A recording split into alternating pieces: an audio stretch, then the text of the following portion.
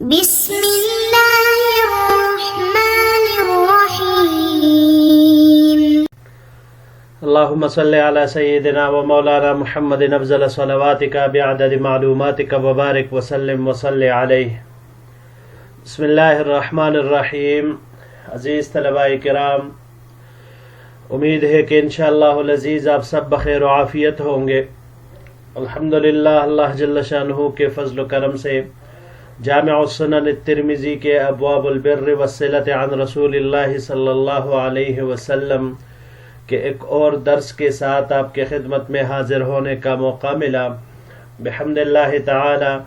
آج ہمارا سبق نمبر 71 ہے، تو بڑھتے ہیں اپنے سبق کی طرف۔ باب ما جاء فی معاشرۃ الناس، یہ باب ہے لوگوں کے ساتھ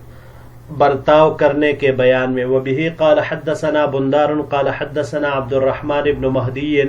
قال حدثنا سفیان عن حبیب بن ابی ثابت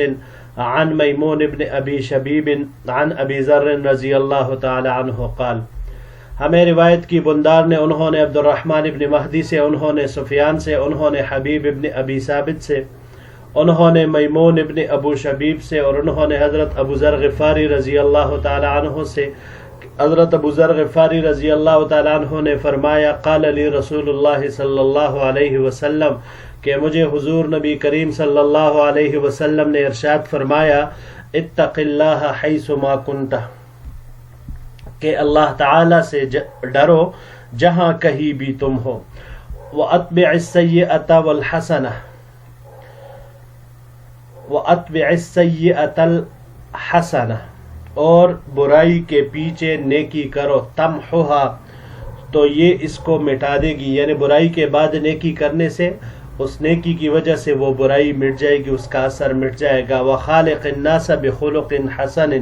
اور لوگوں کے ساتھ اچھے اخلاق کے ساتھ پیش آیا کرو۔ وفی الباب عن ابی ہریرہ ھذا حدیث حسن صحیح، اس باب میں حضرت ابو ہریرہ رضی اللہ تعالیٰ عنہ سے بھی روایت مروی ہے اور یہ حدیث حسن صحیح ہے۔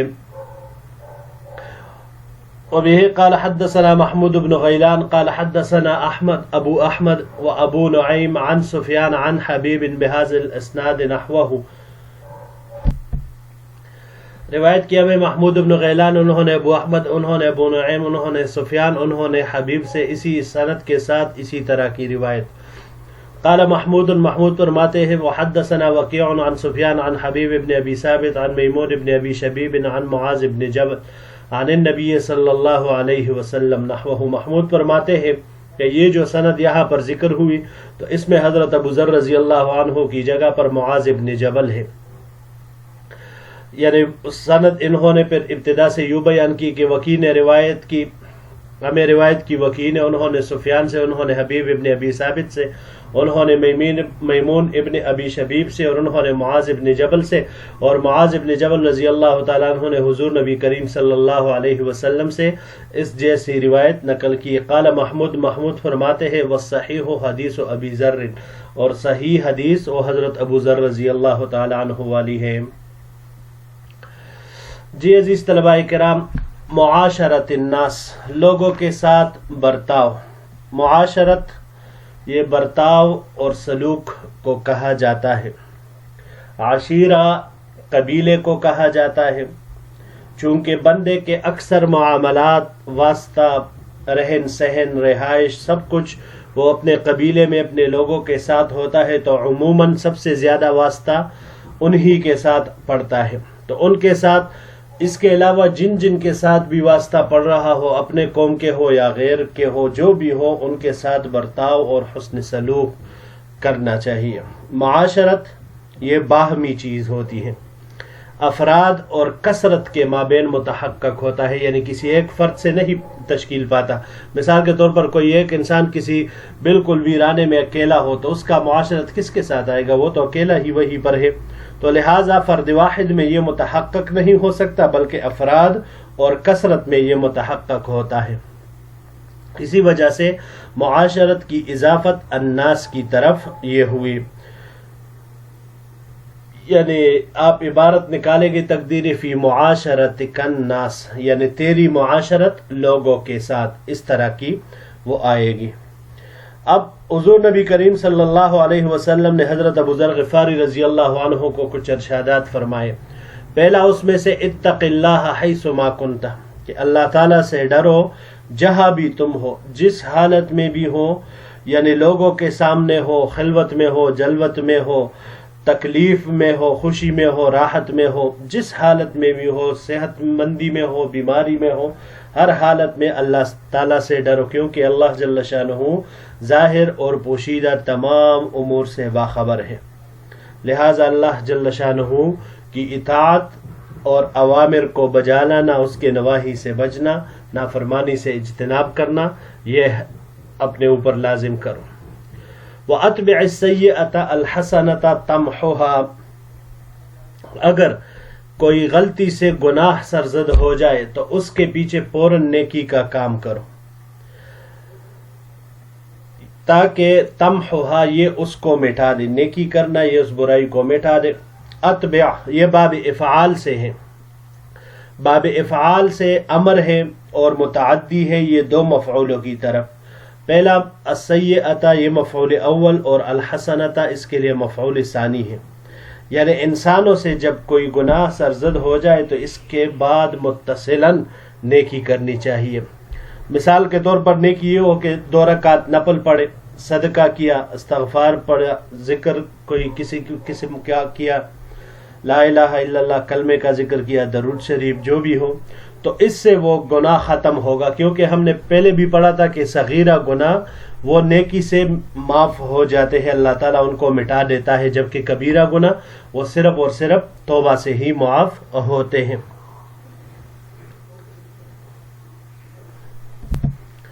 وَخَالِقِ النَّاسَ بِخُلُقٍ حَسَنٍ یہ جملہ اس باب کے ساتھ موافقت والا ہے، حدیث باب میں سے یہ جملہ عنوان کے ساتھ یہ موافقت آ رہا ہے۔ وَخَالِقِ النَّاسَ بِخُلُقٍ حَسَنٍ، اور لوگوں کے ساتھ اچھے اخلاق، حسن سلوک، حسن معاشرت یہ معاملہ کرو۔ حسن اخلاق یہ انتہائی لازمی چیز ہے۔ حضور نبی کریم صلی اللہ علیہ وسلم نے ایک حدیث مبارک میں فرمایا کہ میں اچھے اخلاق کی تکمیل کے لیے بھیجا گیا ہوں، بعثت لأتمم مکارم الاخلاق۔ اب لوگوں کے ساتھ بات چیت، بیعشرات، دیگر معاملات میں نرمی اور اچائی سے پیش آنا چاہیے، خندہ پیشانی اور خوش طبعی کے ساتھ ان سے ملنا چاہیے، رحم دلی اور تواضع اختیار کرنی چاہیے، ایثار اور قربانی کا جذبہ ہو۔ تو اس طرح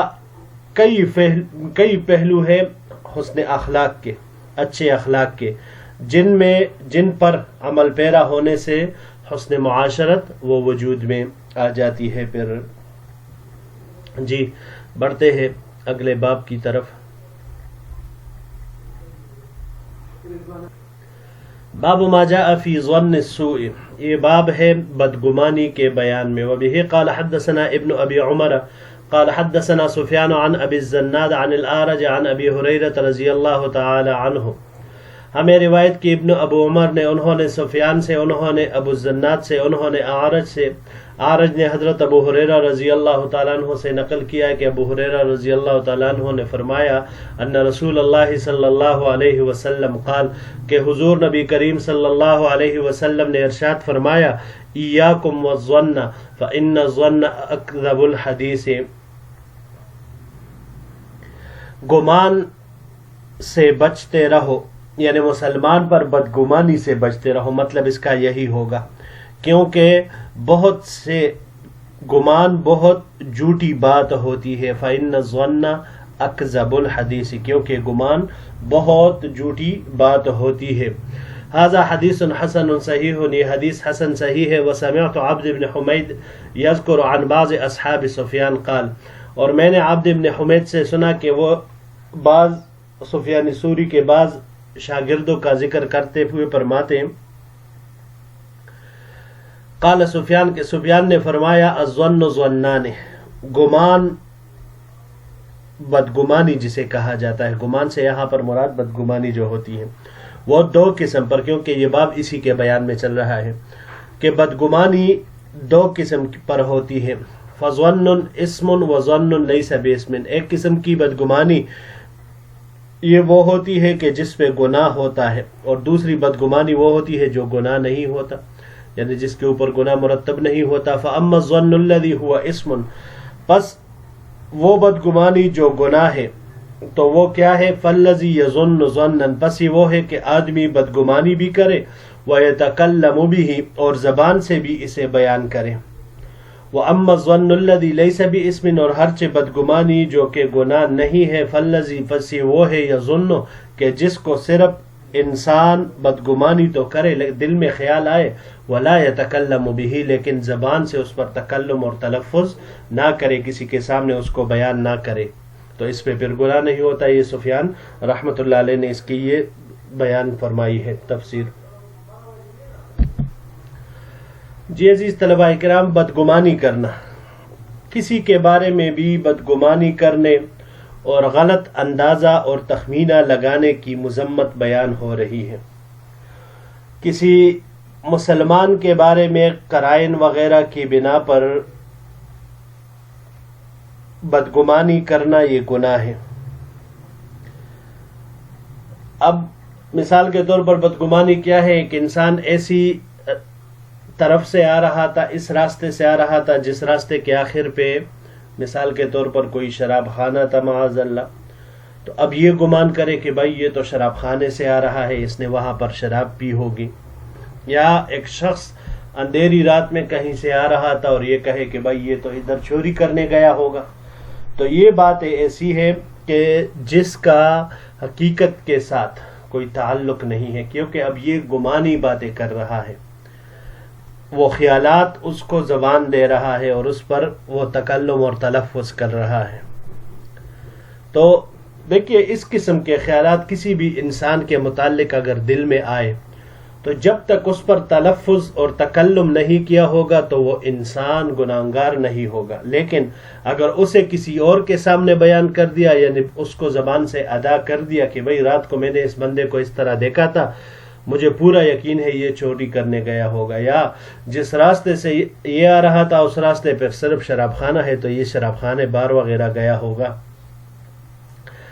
اب یہ تو اس طرح کی چیز ہے، تو یہ اگر کسی کے سامنے بیان کر دی تو پھر یہ لازماً اس پر گناہگار ہوگا۔ اب اس کے علاوہ اعتقادیات ہیں، تو اگر اس کے بارے میں کسی کو گمان ہو جائے، مثال کے طور پر توحید میں، رسالت میں، ختم نبوت، بعث بعد الموت وغیرہ، تو اگر ان میں کسی کو بدگمانی اور شک پیدا ہو جائے تو یہ بھی خطرناک ہے اور اس سے بھی اجتناب لازم ہے۔ استقرار قلب کے بغیر اگر کچھ اس قسم کے خیالات دل میں گزر جائے تو اس پر کوئی وہ پکڑ نہیں ہے اور یہ مضر نہیں ہے، بلکہ وسوسہ ہے، لیکن تکلم اور تلفظ اس پر نہیں ہونا چاہیے۔ تو معلوم ہوا کہ ہر قسم کا گمان حرام اور گناہ نہیں ہے، جیسے کہ یہاں پر حضرت سفیان نے پھر اس کی تفصیل فرما دی ہے کہ الظن ظنان، کہ بدگمانی بھی دو طرح کی ہوتی ہے، کہ ایک وہ جو بندہ کرے تو اس پر تکلم اور تلفظ بھی کرے، اس کو زبان کے ذریعے سے بیان کرے، تو یہ گناہ ہے، اور دوسرا وہ ہے کہ جو بندہ کرے تو دل میں اس کے خیال آئے، وسوسہ آئے، لیکن زبان پر وہ بیان کرنے سے کتراتا ہو، تو اس لیے یہ اس سے بچنا ہی چاہیے۔ اور دوسرا حدیث مبارک میں آپ صلی اللہ علیہ وسلم نے فرمایا فَإِنَّ الظَّنَّ أَكْذَبُ الْحَدِيثِ، گمان سب سے زیادہ جھوٹی بات ہے، کیونکہ عام جھوٹ وہ ہوتا ہے جو بات خلاف واقعہ ہو، جو بات خلاف واقعہ ہو اسے عام جھوٹ ہم کہتے ہیں، اور جب پتہ چل جائے کہ یہ بات جو ہوئی تھی واقعہ کے خلاف تھی تو اس کی تردید خود بخود ہو جائے گی، لیکن گمان کی صورت میں کسی چیز کے واقعہ ہونے کا سرے سے ذکر ہی نہیں ہے، بلکہ ویسے ہی خیالات کو ترتیب دے کر گمان کو وہ ایک اپنے طرح سے دوڑایا گیا، تو لہٰذا اس کی تردید پھر مشکل ہوتی ہے۔ اور دوسری بات یہ ہے کہ کہنے والا بھی خلاف واقع بات کرنے سے ڈرتا ہے کہ اگر ثابت ہو جائے میری بات خلاف واقع ہے تو کلی کھل جائے گی اور میں شرمندہ ہوں گا، اور لہٰذا پھر یہ اس میں تھوڑا سا وہ خیال کرتا ہے، اور مظنون چیز کو بیان کرنا، مثال کے طور پر یہ کہنا کہ بھئی میرا گمان ہے کہ فلاں نے معاذ اللہ والعیاذ باللہ اس نے زنا کیا ہے، تو اس کی تردید کرنے والا زیادہ عار اور ڈر محسوس نہیں کرتا، وہ تو اپنے آپ کی صفائی کرے گا. تو لہٰذا اس میں جو عیب لگانے والا ہوتا ہے، بدگمانی کرنے والا ہوتا ہے، اس کو خطرہ زیادہ ہوتا ہے، تو اس وجہ سے اس کو اکذب الحدیث کہا گیا. جی عزیز طلباء کرام، یہی تک ہمارا آج کا سبق تھا. انشاءاللہ العزیز اگر زندگی رہی تو اگلے درس میں ایک نئے باب کے ساتھ پھر آپ کی خدمت میں حاضر ہوں گے. السلام علیکم ورحمۃ اللہ وبرکاتہ.